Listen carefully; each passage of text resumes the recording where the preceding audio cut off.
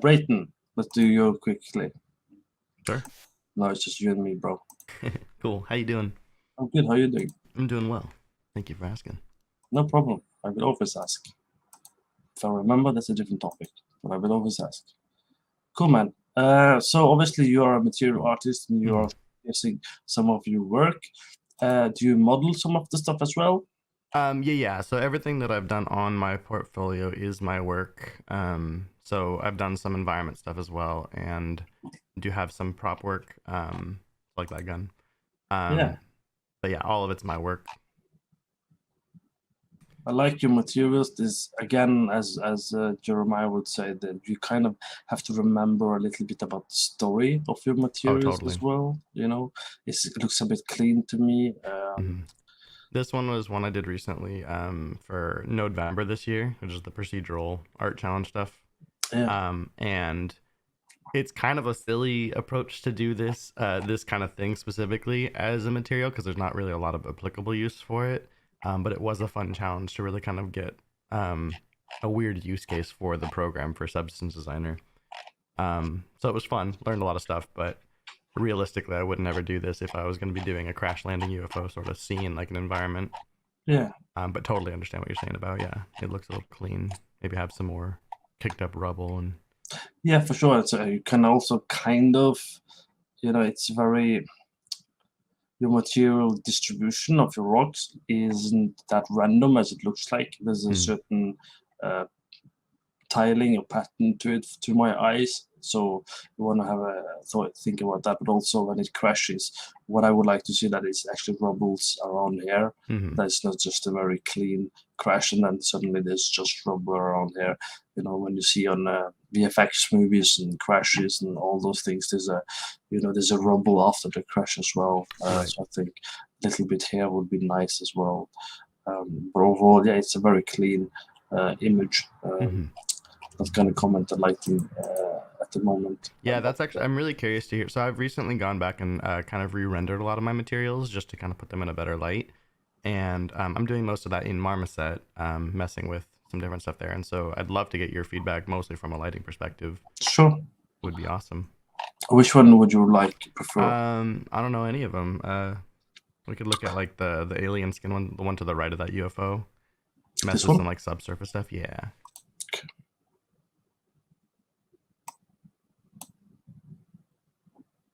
because I know for me at least as a material artist, obviously my bread and butter that I'm trying to sell to people is going to be PBR, understanding how a material should look, how a surface should look.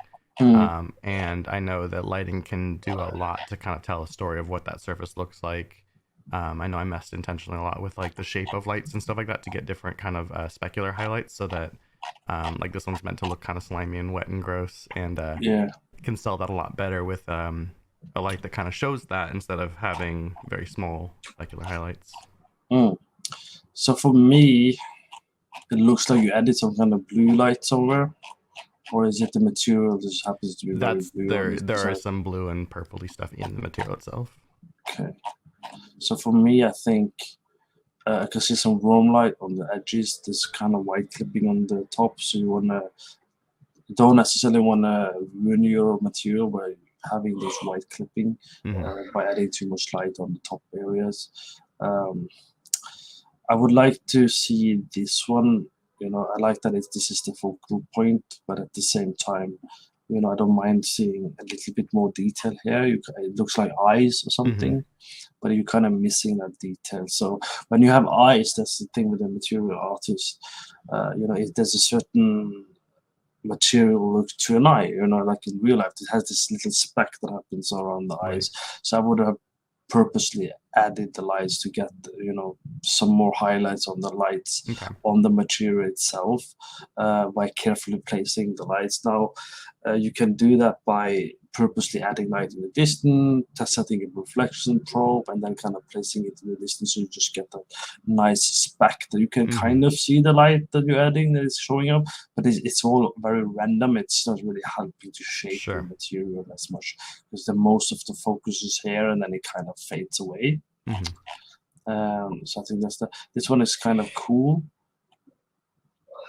Video got compressed a little bit by ArtStation. It looks like I had a I had a higher render, but a Yeah, little grainy.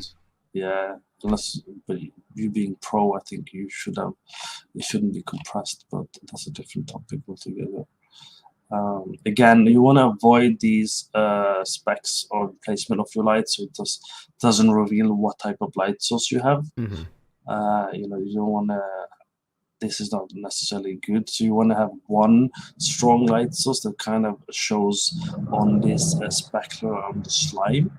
It's very common. So you want the studio lighting, basically. So you can look up studio lighting, and you want to make sure that that area light you place is very carefully placed and kind of enhances the look, and it's the main area of the spec. But right now, it's like all over the place, and that doesn't always necessarily help your piece, because you want to show that you can do a lot with one key light. Okay, and then you have a fill light on the edge, so that would be maybe a warmer light, and then if you need it, you can rim light the material if needed. But normally you don't need to do that with the material. So one good light, maybe two, often does the work, I would say. Okay. But that ignoring that, it does look disgusting. Thank you. Swimming is the point. I noticed this one as well. I think you could definitely push the presentation a bit more. I see a little bit dirt here. You know, I like when people are doing this kind of work. You know, that they kind of have this. I like that this kind of, you know, shows a bit aging. You know, maybe some. It looks like someone's been biting it or whatever, scratching it. I like those kind of details. But the thing is, when you do your lighting, you want to kind of have that visible too. And you kind of have a very flat lighting, which isn't a bad thing, but don't be afraid to kind of make it a bit brighter, you know, highlighting the image a little bit on this side. Again, you can get away with studio lighting on your work here as well. Maybe even a stronger SGRI map would have done the trick as well. Okay. If that's your workflow, which is what it looks like you do. This one was a little bit different because it was for one of the meat mat challenges a couple of years ago, and I think there were specific parameters around how you could light it to show it off, basically. That doesn't mean obviously I couldn't have come back and done my own stuff. You're totally right about that. But yeah, so when you do competition and stuff with rules, so what I would normally do, not that I have ever done too much of competitions, but normally if I were to do it now, I would have submitted it as per needed, and then when I uploaded on ArtStation, I would have made it just better, right? For sure. Do it as you should do it when you present your work.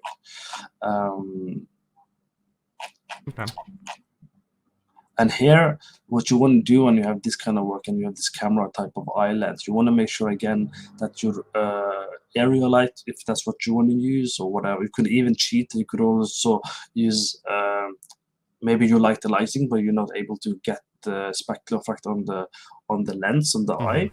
What you do, you can use an emissive plane. You know, and you can kind of place it carefully around the area you want the highlight to be on the lenses, so you get like this nice little hot spot. Because right now this is disappearing in blackness. Right. Okay. So these are some of the tricks that we use anyway when we light our work. Here, very clean materials. Kind of weird that it's going in here in the edges. You know, when you do construction stuff, don't want to avoid that kind of balloon stuff as well going in there. That's a no-go here as well. It's tagging stuff. You want to be careful. Also, type of shadows. Again, as in the other feedback, when you do fog, you normally wouldn't have fog inside in this kind of setting, first of all. So that's the first comment. The second comment, if you do want to have it, make sure you have the correct cone angle plan. And if you need it, you use a spotlight in your case to make it easy for you. So use one. You should be able to do it without it, just by having an outer angle a bit wider, and then you have the inner angle kind of being the focal area. But if that's difficult, you just have two spotlight, or you use a point light without shadow. What you are doing correctly is that this is the brightest spot, which a lot of people get wrong. So good job. This is always the brightest spot. Every light source is the brightest spot. Then everything else is just bouncing around. But you have a lot of light coming like here and here. These are things I would definitely look into and kind of making sure it's fading into gradient. And also when you upload this kind of work, this looks like default materials or something added and a lot of stuff. You don't want to do that. So in this case, I would redo this or actually just remove it altogether from the portfolio.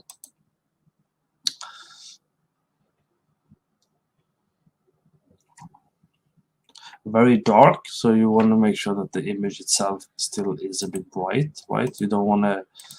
It's very common for people to, I don't know why people do it, but it's quite common. Well, for this one, my intention was to kind of give it more of a mysterious vibe, you know, like have your focal points in the engine, the reactor parts, and then kind of have it fade off into the shadows. So that was my intention, but whether that's done technically incorrectly, I'm hearing you, I'm listening for that. But so I mean, generally, whether you do it incorrectly or not, the purpose is for you to be comfortable realizing that you can indeed have visible shadows, right? A lot of people think it needs to be black. No, real life is not black. If you turn off the light in your room, your eyes generally will adjust. You're gonna see something. It's impossible not to see anything, even in a dark room. There's always some light creeping through. And now this has some bright areas, so obviously this would be the case here as well, that you are able to see something. But again, you want to make sure you limit the use of fog, because what happens when you do this kind of work like this is you're really not doing helping your work. You know, kind of.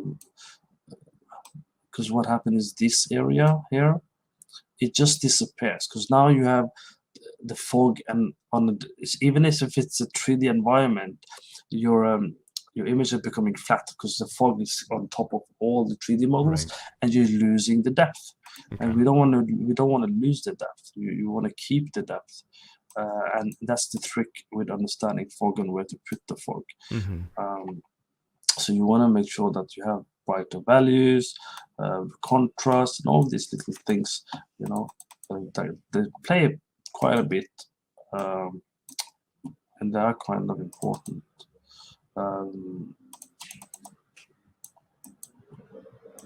So I don't know which is the focal area here either, because you have two bright spots. One is red, which seems to be the key one because of color, not because of intensity, but you have this one which is equally bright. So in these cases, I would ask myself, do I want this one to be maybe a bit darker? So, you know, and that's also why you want to get rid of the fog sometimes, because if you see, when you get rid of the fog a little bit in the back, you start to pop up. This now becomes, you know, part of the foreground. Okay. So if I just try to ruin your image just to prove a point. You know, so if I do this and this, you see the difference? That's kind of what I'm trying to explain, is you need to bring your assets in front, but you lose that when you use fog type of lighting, and unless you're experienced in you want to be very selective in where you add. So you would add it in the background on the left side, maybe, or you would add it just in the background. You wouldn't add it in the front and then this way. Make sense? Yeah, that makes sense. Cool. I think that should give you some feedback for now. Do you have any thoughts? Anything you want to share? Nope, no thoughts. I do appreciate the feedback. It's awesome, and definitely excited to implement it. Cool. I'm looking forward to see if it's implemented, and also thank you for showing up, and have a lovely day. You bet. You too. Thank you so much. Thank you. Bye.